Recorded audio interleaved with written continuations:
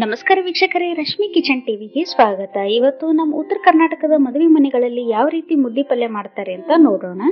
ಮೊದಲಿಗೆ ಇಲ್ಲಿ ನಾನು ಕಡಲೆ ಬೀಜ ಅಥವಾ ಶೇಂಗಾನ ಮತ್ತೆ ಕಡಲೆ ಹಾಗೂ ಕಾಬೂಲಿ ಚನಾನ ಮೂರು ಒಂದೇ ಅಳತೆಯಲ್ಲಿ ತಗೊಂಡಿದ್ದೀನಿ. ಇದನ್ನ ಒಂದ್ಸಲ ನೀರಲ್ಲಿ ತೊಳೆದ್ಬಿಟ್ಟು ನೆನೆ ಹಾಕಬೇಕಾಗತ್ತೆ. ಶೇಂಗಾನ ಸಪರೇಟ್ ನೆನೆ ಹಾಕಬೇಕು, ಯಾಕಂದ್ರೆ ಇದು ಜಾಸ್ತಿ ಕುದಿಸೋದೇನು ಬೇಕಾಗಿರೋದಿಲ್ಲ. ಕಡಲೆ ಮತ್ತು ಕಾಬೂಲಿ ಚನ ಜಾಸ್ತಿ ಬೇಗ ಕುದಿಯೋದಿಲ್ಲ, ಅದಕ್ಕೆ ಇದನ್ನು ಸಪರೇಟ್ ಆಗಿ ನೆನೆ ಹಾಕ್ತಾ ಇದ್ದೀನಿ. ಸುಮಾರು ಒಂದು 8 ಗಂಟೆಗಳ ಕಾಲ ನೆನೆಯಲ್ಲಿ ಹಾಕಬೇಕಾಗುತ್ತೆ. ಕಾಳುಗಳನ್ನು ನೆನೆಸ್ಲಿಕ್ಕೆ ಒಂದು ಸ್ವಲ್ಪ ಜಾಸ್ತಿನೇ ನೀರು ಹಾಕಬೇಕಾಗುತ್ತೆ. ಸ್ವಲ್ಪ ಉಬ್ಬು ಬಿಟ್ಟು ಆಮೇಲೆ ನೀರು ಇರೋದಿಲ್ಲ. ಈಗ 8 ಗಂಟೆಗಳ ನಂತರ ಶೇಂಗಾ ಮತ್ತು ಕಡಲೆ ಹಾಗೂ ಕಾಬೂಲಿ ಚನ ಚೆನ್ನಾಗಿ ಬೆಂದಿದೆ. ಈಗ ಶೇಂಗಾನೇ ಎತ್ತಿಡೋಣ. ನೀರನ್ನು ಎಲ್ಲ ತೆಗೆದುಬಿಟ್ಟು ಕಾಬೂಲಿ ಚನ ಮತ್ತು ಕಡಲೆನ ಒಂದು ಸ್ವಲ್ಪ ನೀರು ಹಾಕಿಬಿಟ್ಟು ಒಂದು 3 ವಿಸಿಲ್ ತಗೊಳ್ಬೇಕಾಗತ್ತೆ. ಶೇಂಗಾನ ಇಲ್ಲಿ ಕಡಲೆ ಜೊತೆ ಬೇಯಿಸ್ತಾ ಇಲ್ಲ, ಅದನ್ನು ತೊಗರಿಬೇಳೆ ಬೇಯಿಸುವಾಗ ಬೇಯಿಸ್ಕೊಂಡ್ರೆ ನಡೆಯುತ್ತೆ. ತೊಗರಿಬೇಳೆ ಇಲ್ಲಿ ಕಡಲೆ ಜೊತೆ ಬೇಯಿಸಿದ್ರೆ ಪೂರ್ತಿ ಪೇಸ್ಟಾಗಿ ಬರುತ್ತೆ, ಅದಕ್ಕೆ ನಾನು ಬೇಯಿಸ್ಕೊಳ್ತಾ ಇಲ್ಲ. ಕಾಳುಗಳು ಬೇಯೋವರೆಗೂ ಪಲ್ಯಕ್ಕೆ ಏನೇನು ಪ್ರಿಪ್ರೇಷನ್ಸ್ ಬೇಕು ಅಂತ ನೋಡ್ಕೊಂಡು ಬಿಡೋಣ. ಮೊದಲಿಗೆ ನಾನಿಲ್ಲಿ 1.5 ಗ್ಲಾಸ್ನಷ್ಟು, ನಾರ್ಮಲ್ ನಾವು ಮನೆಯಲ್ಲಿ ಟೀ ಗ್ಲಾಸಸ್ನ ಯೂಸ್ ಮಾಡ್ತೀವಲ್ಲ, ಆ ಗ್ಲಾಸ್ ಅಳತೆಯಲ್ಲಿ 1.5 ಗ್ಲಾಸ್ನಷ್ಟು ತೊಗರಿಬೇಳೆನ ತೊಗೊಂಡಿದ್ದೀನಿ.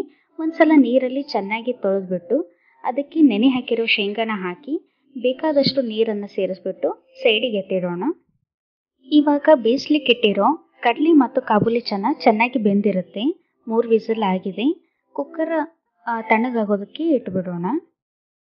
ಕುಕ್ಕರ್ ತಣ್ಣಗಾಗೋವರೆಗೂ ಸೊಪ್ಪಿನ ತಯಾರಿ ಮಾಡ್ಕೊಂಡು ಬಿಡೋಣ. ನಮ್ಮ ಉತ್ತರ ಕರ್ನಾಟಕದ ಕಡೆಗೆಲ್ಲ ಈ ಸೊಪ್ಪನ್ನು ಪುಂಡಿ ಸೊಪ್ಪು ಅಥವಾ ಪುಂಡಿ ಪಲ್ಯ ಅಂತ ಕರಿತೀವಿ. ಇನ್ನು ಬೇರೆ ಬೇರೆ ಭಾಷೆಗಳಲ್ಲಿ ಯಾವ ಹೆಸರಲ್ಲಿ ಕರೀತಾರೆ ಅಂತ ಆಮೇಲೆ ಹೇಳ್ತೀನಿ. ಈಗ ಸೊಪ್ಪಿಗೆ ತೊಳೆಯೋದಕ್ಕೆ ನೀರು, ಸ್ವಲ್ಪ ಚಿಟಿಕೆಯಷ್ಟು ಉಪ್ಪು, ಹಾಗೆ ಸ್ವಲ್ಪ ಮೆಂತ್ಯ ಸೊಪ್ಪು. ಜಾಸ್ತಿ ಹಾಕೋದೇನು ಬೇಡ, ಇಲ್ಲಾಂದರೆ ಮೆಂತ್ಯ ಸೊಪ್ಪಿನ ಫ್ಲೇವರ್ ಎಲ್ಲ ಕಡೆ ಬಂದ್ಬಿಡುತ್ತೆ. ಅದಕ್ಕೆ ಈಗ ಸೊಪ್ಪನ್ನು ಒಂದ್ಸಲ ನೀರಲ್ಲಿ ಚೆನ್ನಾಗಿ ತೊಳೆದ್ಬಿಟ್ಟು ಒಂದು ಸ್ಟ್ರೈನರ್ಗೆ ಎತ್ತಿಡೋಣ. ನೀರು ಆರಿದ ನಂತರ ಸೊಪ್ಪನ್ನು ಸಣ್ಣದಾಗಿ ಕಟ್ ಮಾಡಬೇಕು. ಈ ರೀತಿ ಕಟ್ ಮಾಡೋದ್ರಿಂದ ಸೊಪ್ಪು ಬೇಗನೆ ಬೆಂದು ಹೋಗುತ್ತೆ. ಅದಕ್ಕೆ ಇನ್ನು ಪುಂಡಿ ಸೊಪ್ಪಲ್ಲಿ 2 ವಿಧಗಳಿವೆ. ಒಂದು ಕೆಂಪು ಕಾಂಡದ ಪುಂಡಿ ಸೊಪ್ಪು, ಇನ್ನೊಂದು ಬಿಳಿ ಅಥವಾ ಹಸಿರು ಕಾಂಡದ ಪುಂಡಿ ಸೊಪ್ಪು. ಈ ಕೆಂಪು ಕಾಂಡದ ಪುಂಡಿ ಸೊಪ್ಪು ಹುಳಿ ಅಂಶ ಜಾಸ್ತಿ ಇರುತ್ತೆ, ಹಾಗೆ ಬೇಗನೆ ಬೆಂದು ಹೋಗುತ್ತೆ. ಅದೇ ಈ ಹಸಿರು ಅಥವಾ ಬಿಳಿ ಕಾಂಡದ ಪುಂಡಿ ಸೊಪ್ಪು ಹುಳಿ ಅಂಶ ಕಡಿಮೆ ಇರುತ್ತೆ, ಹಾಗೆ ಬೇಗನೆ ಬೆಂದು ಹೋಗೋದಿಲ್ಲ. ಈಗ ಕಟ್ ಮಾಡಿರ್ತಕ್ಕಂಥ ಸೊಪ್ಪನ್ನು ಒಂದ್ಸಲ ನೀರಲ್ಲಿ ತೊಳಿಬೇಕು. ಈ ರೀತಿ ತೊಳೆಯೋದ್ರಿಂದ ಹುಳಿ ಅಂಶ ಕಡಿಮೆ ಆಗುತ್ತೆ. ಅದಕ್ಕೆ ಇಲ್ಲಿ ನಾನು ಬಳಸಿರೋದು ಕೆಂಪು ಕಾಂಡದ ಪುಂಡಿ ಸೊಪ್ಪು. ಕಾಳುಗಳು ಚೆನ್ನಾಗಿ ಬೆಂದಿದೆ. ಕುಕ್ಕರ್ನಿಂದ ಒಂದು ಬೌಲ್ಗೆ ಕಾಳುಗಳನ್ನು ತಗೊಂಡ್ಬಿಡೋಣ.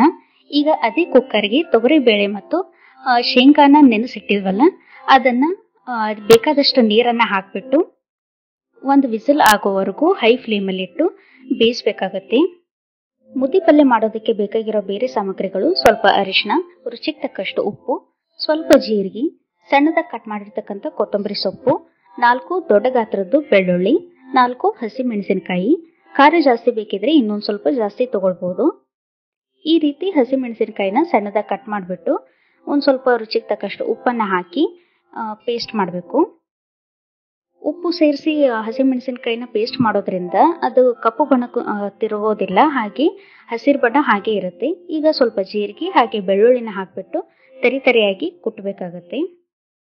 ಈ ರೀತಿ ಹಸಿಮೆಣಸಿನಕಾಯಿನ ಪೇಸ್ಟ್ ಮಾಡಿ ಹಾಕೋದ್ರಿಂದ ಪಲ್ಯ ತುಂಬಾನೇ ಟೇಸ್ಟಿಯಾಗಿ ಬರುತ್ತೆ. ಇಷ್ಟು ನುಣ್ಣಗಿದ್ರೆ ಸಾಕು, ಪೂರ್ತಿ ಫೈನ್ ಪೇಸ್ಟ್ ಏನು ಬೇಡ.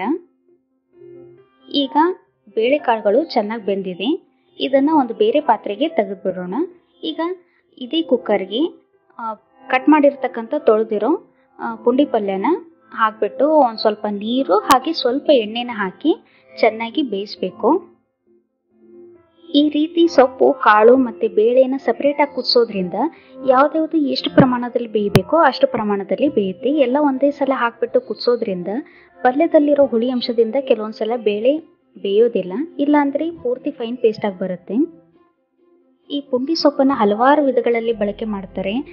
ಗಿಡ ಎಳೆದಿದ್ದಾಗ ಅದರಿಂದ ಸೊಪ್ಪನ್ನು ತೊಗೊಂಡ್ಬಿಟ್ಟು ಪಲ್ಯ ಮಾಡ್ತಾರೆ. ಒಂದು ಸ್ವಲ್ಪ ದೊಡ್ಡದಾದಾಗ ಅದರಿಂದ ಎಣ್ಣೆ ಮಾಡ್ತಾರೆ, ಪುಂಡಿ ಎಣ್ಣೆ ಅಂತ. ಮತ್ತು ಅದ್ರ ಬರೋ ನಾರಿಂದ ಈ ಹಗ್ಗನ ತಯಾರಿಸ್ತಾರೆ. ಹಲವಾರು ವಿಧಗಳಲ್ಲಿ ಈ ಪುಂಡಿ ಸೊಪ್ಪನ್ನು ಬಳಸ್ತಾರೆ. ನೋಡಿ, ಈಗ ಪುಂಡಿ ಸೊಪ್ಪು ಚೆನ್ನಾಗಿ ಬೆಂದುಬಿಟ್ಟು ಲೋಳೆ ಅಂಶಕ್ಕೆ ಬಂದಿದೆ.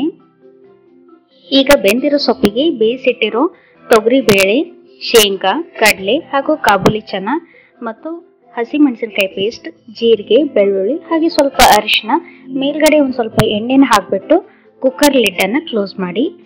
ಕುಕ್ಕರ್ ರಬ್ಬರನ್ನು ತೆಗೆದುಬಿಟ್ಟು ಕ್ಲೋಸ್ ಮಾಡಬೇಕು. ಯಾವುದೇ ರೀತಿ ವಿಸಿಲ್ ತಗೊಳ್ಳೋದೇನು ಬೇಡ ಕುಕ್ಕರ್ದು.